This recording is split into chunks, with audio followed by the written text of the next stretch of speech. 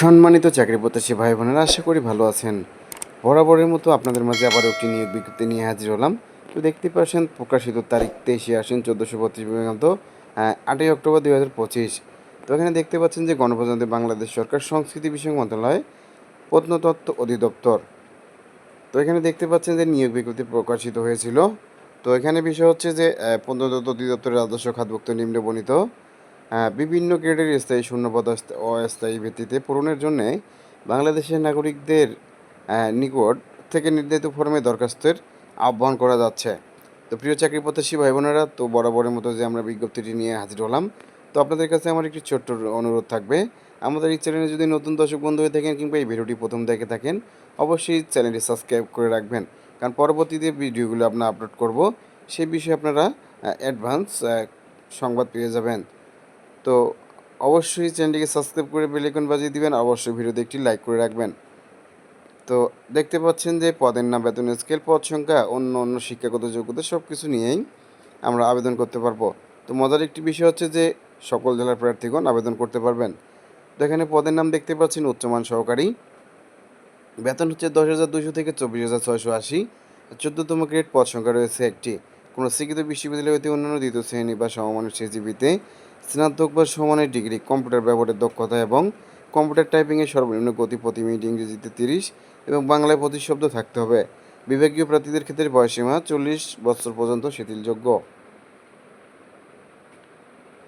তো তারপরে দেখতে পাচ্ছেন 60 মুদ্রা করে কম্পিউটার অপারেটর, 10,200 থেকে 24,680 টাকা, 14তম গ্রেড, 6টি পদ সংখ্যা রয়েছে। তো যোগ্যতা লাগবে কোনো শিক্ষিত বিশ্ববিদ্যালয় হতে অন্যান্য দ্বিতীয় শ্রেণী বা সমমানের সিজিপিএতে স্নাতক বা সমমানের ডিগ্রি। 60 লিপিতে সর্বনিম্ন গতি প্রতি মিনিট ইংরেজিতে 77 এবং বাংলায় 45 শব্দ। কম্পিউটার ব্যবহারের দক্ষতা এবং কম্পিউটার টাইপিংয়ের সর্বনিম্ন গতি প্রতি মিনিট ইংরেজিতে 30 এবং বাংলা 25 শব্দ থাকতে হবে। বিভাগীয় প্রার্থীদের ক্ষেত্রে বয়সসীমা 40 পর্যন্ত শিথিলযোগ্য। তারপরে দেখতে পেতেন অফিস সহকারী কাম কম্পিউটার, তো এটা গ্রেডটা হচ্ছে 16তম, 9,300 থেকে 22,490 টাকা বেতন। 2টি পদ সংখ্যা রয়েছে। কোনো স্বীকৃত পদ্ধতি অনুযায়ী দ্বিতীয় বিভাগ বা সমমানের জিপিএতে উচ্চ মাধ্যমিক সার্টিফিকেট বা সমমানের পরীক্ষায় উত্তীর্ণ। কম্পিউটার টাইপিংয়ের সর্বনিম্ন গতি প্রতি মিনিট ইংরেজিতে গতি 20 এবং বাংলায় 20 শব্দ। কম্পিউটার ব্যবহারের দক্ষতা এবং বিভাগীয় প্রার্থীদের ক্ষেত্রে বয়সসীমা 40 বছর পর্যন্ত শিথিলযোগ্য। তারপরে দেখতে পাচ্ছেন ড্রেসপার রাইডার, 9,000 টাকা থেকে 21,800 টাকা, 17তম গ্রেড, পদ সংখ্যা একটি। কোনো শিক্ষিত পদ্ধতি নির্ধারিত বিভাগ বা সমমানের জিপিএতে উচ্চ মাধ্যমিক স্কুল সার্টিফিকেট বা সমমানের পরীক্ষায় উত্তীর্ণ। মোটরসাইকেল চালানোয় বাংলাদেশ সড়ক পরিবহন কর্তৃপক্ষ কৃতক প্রদত্ত বৈধ লাইসেন্সধারী, কম্পিউটার ব্যবহারের দক্ষতা। তারপর দেখতে পাচ্ছেন অফিস সহায়ক 8,250 থেকে 20,010 টাকা, 20তম গ্রেড, পদ সংখ্যা রয়েছে 60টি।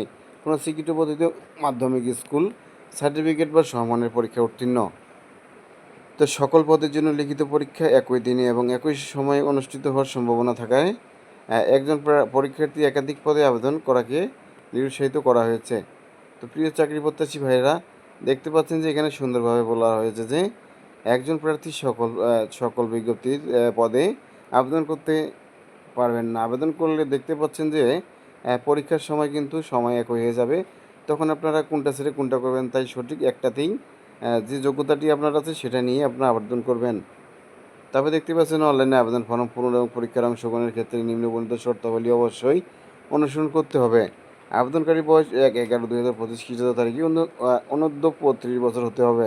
বয়সের ক্ষেত্রে এফিডেভিট গ্রহণযোগ্য নয়। সরকারি, আধা সরকারি কর্পোরেশন এবং স্বায়ত্তশাসিত প্রতিষ্ঠানে চাকরিরত প্রার্থীগণকে অবশ্যই যথাযথ কর্তৃপক্ষের অনুমতিক্রমে আবেদন করতে হবে এবং মৌখিক পরীক্ষার সময় অনুমতিপত্র ছাড়পত্র দাখিল করতে হবে। এক্ষেত্রে কোনো অগ্রিম কপি গ্রহণযোগ্য হবে না। নিয়োগের ক্ষেত্রে বিদ্যমান সরকারি বিধিবিধান এবং পরবর্তীতে এই সংক্রান্ত বিধিবিধান সংশোধিত হলে তা অনুসরণ করতে হবে। লিখিত ব্যবহারিক মৌখিক পরীক্ষার অংশগ্রহণের জন্য প্রার্থীগণকে কোনো প্রকার টিএডিও এবং বা অন্য কোনো ভাতা প্রদান করা হবে না। প্রার্থীগণকে মৌখিক পরীক্ষার সময় নিম্নবর্ণিত কাগজপত্র দাখিল করতে হবে। তারপরে দেখতে পাচ্ছেন যে সকল শিক্ষাগত যোগ্যতা অভিজ্ঞতার সনদপত্রের মূল কপি প্রদর্শন করতে হবে। পূরণকৃত অ্যাপ্লিকেশন ফর্ম সহ প্রথম শ্রেণীর গ্যাজেটেড কর্মকর্তা কৃতক সত্যায়িত সকল সনদপত্রের এক সেট দাখিল করতে হবে। জেলার স্থায়ী বাসিন্দার প্রমাণক হিসেবে ইউনিয়ন পরিষদ চেয়ারম্যান, পৌরসভা, city corporation mayor, ward council একৃত প্রদত্ত সনদপত্র, জাতীয় পরিচয়পত্রের সত্যায়িত ফটোকপি প্রযোজ্য ক্ষেত্রে। তারপরে দেখতে পাচ্ছেন যে মুক্তিযোদ্ধা শহীদ মুক্তিযোদ্ধা বীরাঙ্গনার পুত্র কন্যা হিসেবে আবেদনকারী প্রার্থীকে পিতার মাতা মুক্তিযোদ্ধা বীরাঙ্গনা সনদের সত্যায়িত কপি জমা দিতে হবে। এক্ষেত্রে এক্ষেত্রে সনদ হিসাবে নিম্নে যে কোনো একটি গ্রহণযোগ্য বিবেচিত হবে। তো মুক্তিযুদ্ধ বিষয়টি আপনারা একটু অনুগ্রহ করে দেখে নেবেন। তারপরে দেখতে পাচ্ছেন প্রতিবন্ধী প্রার্থীদের ক্ষেত্রে সুবর্ণ নাগরিক সনদ অথবা সমাজসেবা অধিদপ্তরের অধীনে জেলা সমাজসেবা অফিসের উপপরিচালকের সমমর্যাদাপূর্ণ সম্পূর্ণ দায়িত্বপ্রাপ্ত সংশ্লিষ্ট কর্মকর্তা কর্তৃক স্বাক্ষরিত প্রতিবন্ধী সনদের সত্যায়িত কপি। তৃতীয় লিঙ্গভুক্ত ব্যক্তিদের ক্ষেত্রে সিভিল শাসনকৃতক প্রদত্ত সনদের সত্যায়িত কপি। প্রার্থী ক্ষুদ্র নগোষ্ঠী সম্প্রদায়ভুক্ত হলে সংশ্লিষ্ট জেলা প্রশাসকের নিকট হতে প্রাপ্ত সনদের সত্যায়িত কপি।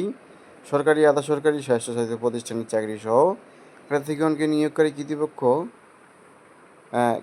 কৃতক প্রদত্ত অনাপত্তির ছাড়পত্রের মূল কপি জমা দিতে হবে।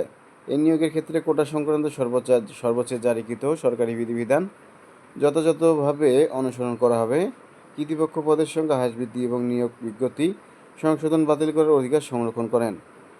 সকল পদের জন্য লিখিত এবং মৌখিক পরীক্ষা গ্রহণ করা হবে। কেবলমাত্র লিখিত পরীক্ষা উত্তীর্ণ প্রার্থীগণই মৌখিক পরীক্ষার জন্য যোগ্য বলে বিবেচিত হবেন। তবে 1, 2 এবং 3 নং ক্রমিকে বর্ণিত পদের জন্য লিখিত ব্যবহারিক পরীক্ষায় উত্তীর্ণ প্রার্থীগণ মৌখিক পরীক্ষার জন্য যোগ্য বলে বিবেচিত হবেন। তো এবারে আমরা চলে যাব দ্বিতীয় পৃষ্ঠায় কী বলা আছে। তো দ্বিতীয় পৃষ্ঠায় দেখতে পাচ্ছেন আবেদনপত্র পূরণ সংক্রান্ত নির্দেশনাবলী দেওয়া আছে। এখানে আগ্রহী প্রার্থী doa.teletalk.com ভিডিও ওয়েবসাইটে প্রবেশ করে আবেদন ফর্ম পূরণ করতে পারবেন। অনলাইনে আবেদনপত্র পূরণ সংক্রান্ত বিস্তারিত তথ্য নিয়মাবলী doa.teletalk.com বিডি অথবা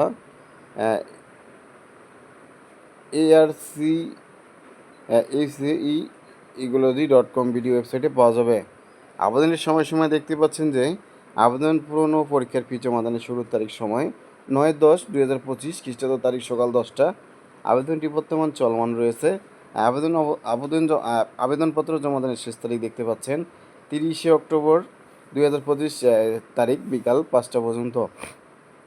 উক্ত সময়সীমার মধ্যে উইজার আইডি প্রাপ্ত প্রার্থীগণ অনলাইন আবেদনপত্র সাবমিটের সময় থেকে পরবর্তী 72 ঘন্টার মধ্যে যে কোনো টেলিটক প্রিপেড মোবাইল নম্বর থেকে SMS-এর মাধ্যমে পরীক্ষার ফি জমা দিতে পারবেন। অনলাইনে আবেদনপত্র প্রার্থী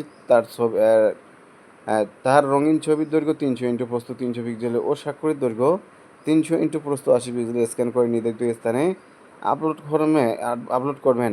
ছবির সাইজ সর্বোচ্চ 100 KB ও স্বাক্ষরের সাইজ 60 KB হতে হবে। অনলাইনে আবেদনপত্র পূরণকৃত তথ্য যেহেতু সকল কার্যক্রমে ব্যবহৃত হবে, অনলাইনে আবেদনপত্র সাবমিট করার পূর্বেই পূরণকৃত তথ্যের সঠিকতা সম্পর্কে প্রার্থী নিজে নিশ্চিত হবেন। অসত্য তথ্য দাখিল করা হলে সংশ্লিষ্ট প্রার্থীর বিরুদ্ধে বিধি মোতাবেক আইনানুগ ব্যবস্থা গ্রহণ করা হবে।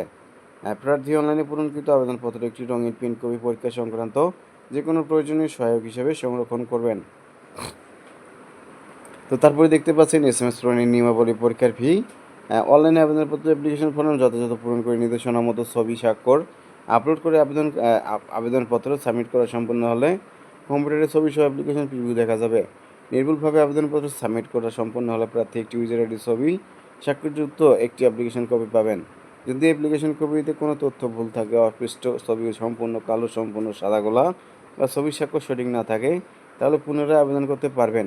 তবে আবেদন ফি জমাদানের পরে আর কোনো পরিবর্তন গ্রহণযোগ্য নয় বিধায় আবেদন ফি জমাদানের পূর্বেই প্রার্থী অবশ্যই উক্ত অ্যাপ্লিকেশন কপিতে তার সাম্প্রতিক তোলা রঙিন ছবি নির্ভুল তথ্য স্বাক্ষর সংযুক্ত থাকা এর সঠিকতার বিষয়টি PDF কপিতে ডাউনলোডপূর্বক নিশ্চিত করে রঙিন প্রিন্ট করে সংরক্ষণ করবেন।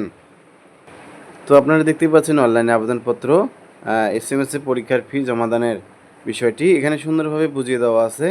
অনলাইনে আবেদনপত্র অ্যাপ্লিকেশন ফর্ম যথাযথ পূরণ করে নির্দেশনার মতো ছবি স্বাক্ষর আপলোড করে আবেদনপত্র সাবমিট করা সম্পন্ন হলে কম্পিউটার ছবি সহ অ্যাপ্লিকেশন প্রিভিউ দেখা যাবে। নির্ভুলভাবে আবেদনপত্র সাবমিট করা সম্পূর্ণ হলে প্রার্থী একটি ইউজার আইডি ছবি এবং স্বাক্ষরযুক্ত একটি অ্যাপ্লিকেশন কপি পাবেন। যদি অ্যাপ্লিকেশন কপিতে কোনো তথ্য ভুল থাকে, অস্পষ্ট ছবি সম্পূর্ণ কালো সাদা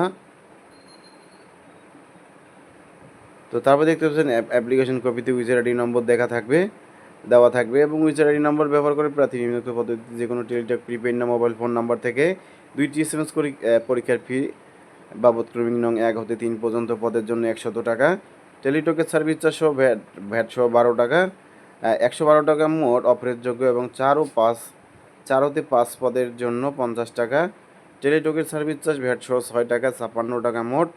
অফেরতযোগ্য এবং অনগ্রসর নাগরিক, ক্ষুদ্র নগোষ্ঠী, শারীরিক প্রতিবন্ধী, তৃতীয় লিঙ্গ প্রার্থীগণ সকল গ্রেডের পদের পরীক্ষার ফি বাবদ 50 টাকা। টেলিটক সার্ভিস চার্জ ভ্যাট সহ 6 টাকা মোট 56 টাকা। অফেরতযোগ্য অনধিক 72 ঘন্টার মধ্যে জমা দিবেন। উল্লেখ্য যে অনলাইনে আবেদনপত্রের সকল অংশ পূরণ করে সাবমিট করা হলেও পরীক্ষার ফি জমা না দেওয়া পর্যন্ত অনলাইনে আবেদনপত্র কোনো অবস্থাতেই গৃহীত হবে না। তো প্রিয় চাকরি প্রত্যাশী ভাই বোনেরা, দেখতে পাচ্ছেন যে এখানে এসএমএসের নিয়মাবলী দেওয়া আছে। তো অনুগ্রহ করে আপনারা এই বিষয়গুলো দেখে অবশ্যই আবেদনগুলো কমপ্লিট করবেন। তো দ্বিতীয় এসএমএসটি পাঠানোর পর ফিরতি এসএমএসের মাধ্যমে প্রাপ্ত পাসওয়ার্ড পরবর্তী ব্যবহারের জন্য সংরক্ষণ করতে হবে। তো এসএমএসে পরিচিত বিষয়টি পাসওয়ার্ড ব্যবহারের পর পরবর্তী রোল নম্বর, পদের নাম, ছবি, পরীক্ষার সময় এবং স্থান, কেন্দ্রের নাম ইত্যাদি তথ্য সংবলিত প্রবেশপত্র প্রার্থী ডাউনলোড এবং রঙিন প্রিন্ট করে নেবেন। তো প্রার্থী প্রবেশপত্রটি লিখিত পরীক্ষায় অংশগ্রহণের সময় এবং লিখিত পরীক্ষায় উত্তীর্ণ হলে ব্যবহারিক প্রযোজ্য ক্ষেত্রে মৌখিক পরীক্ষার সময় অবশ্যই প্রদর্শন করবেন।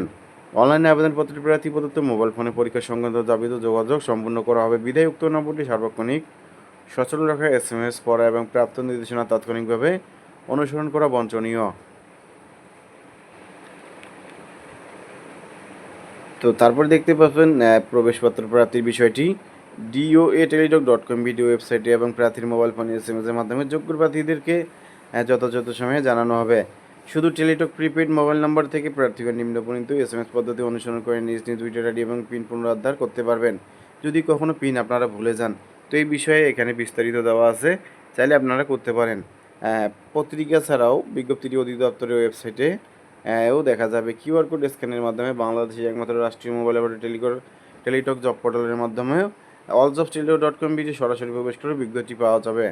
অনলাইনে আবেদন করতে কোনো সমস্যা হলে টেলিটক থেকে 121 নম্বরে করে সমাধান করতে পারবেন, অথবা আপনারা ইমেলের মাধ্যমেও যোগাযোগ করে কাজটি সমাধান করতে পারবেন, কিংবা ফেসবুক পেজের মাধ্যমেও application user ID, contact number অবশ্যই উল্লেখ করে আপনারা সমাধান করতে পারবেন। প্রার্থীকে অনলাইনে আবেদনপত্র ডিক্লারেশন অংশে মর্মে ঘোষণা দিতে হবে যে প্রার্থীকৃত আবেদনপত্র প্রদত্ত সকল তথ্য সঠিক এবং সত্য প্রদত্ত তথ্য অসত্য বা মিথ্যা প্রমাণিত হলে, অথবা কোনো অযোগ্যতা ধরা পড়লে, বা কোনো প্রতারণা বা দুর্নীতি আচরণ করলে, কিংবা পরীক্ষায় নকল বা অসাধু উপায় অবলম্বন করলে পরীক্ষার পূর্বে বা পরে এমনকি নিয়োগের পরেও যে কোনো পর্যায়ে প্রার্থীতা বাতিল করা হবে এবং সংশ্লিষ্ট প্রার্থীর বিরুদ্ধে আইনানুগ ব্যবস্থা গ্রহণ করা হবে। তো প্রিয় চাকরি প্রত্যাশী বন্ধুরা, আজকের মতো এইটুকুই আমার কাছে বিস্তারিত ছিল। তো আবারও আপনাদের সাথে দেখা হবে নতুন কোনো বিজ্ঞপ্তি নিয়ে। ততক্ষণে ভালো থাকবেন, সুস্থ থাকবেন। তার আগে আপনাদের কাছে ছোট্ট একটি অনুরোধ থাকলো, আমাদের এই ছোটো চ্যানেলটিতে যদি আপনারা প্রথম এসে থাকেন কিংবা ভিডিওটি দেখে থাকেন আজকে প্রথম, অবশ্যই চ্যানেলটি সাবস্ক্রাইব করে রাখবেন, কারণ অনেক কাজে আপনার আসতে পারে। আর আমাদের চ্যানেলে যে নিয়োগ বিজ্ঞপ্তিগুলো প্রকাশ করা হয়, সকল ধরনের সরকারি বেসরকারি নিয়োগ বিজ্ঞপ্তিগুলো আমরা সবার আগে যাচাই বাছাই করে দেওয়ার চেষ্টা করি। তো ভালো থাকবেন, সুস্থ থাকবেন, দেখা হবে আবারও কোনো নতুন বিজ্ঞপ্তি নিয়ে। ধন্যবাদ।